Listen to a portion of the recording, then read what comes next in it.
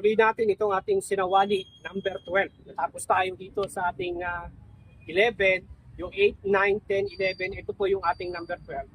Solo lang po siya kasi medyo komplikado para sa mga baguhan. So kaya na ating pinagawian, yung ating mga stick, nandito na siya sa balikat at saka sa baywang. So magbibigay ka ngayon, no, stand. Medyo mag-bend ng konti, no, para gumana yung ating mga tuhod ay hindi ka mangawit.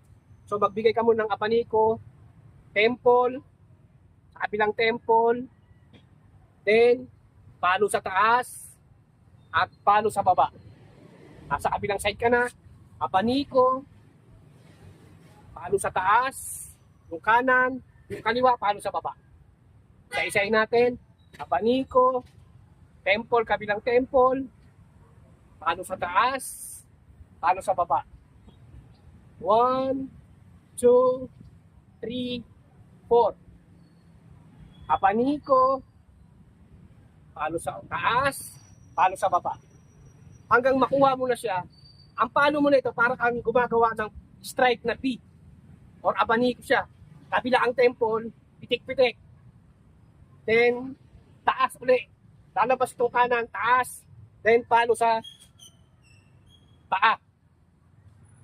1, 2, taas, 3, 4. Apat siya na galaw. 2, 3, 4. Kabilaan, pwede kang mag-side para masanay ka kung nasaan yung position mo, andun din ang palo mo ng mga stick.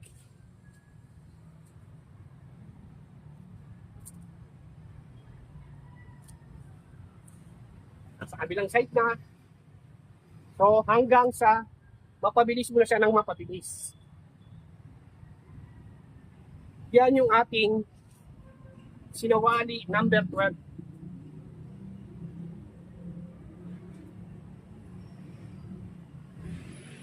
Dito sa taas, palo sa taas, tapos palo sa baba.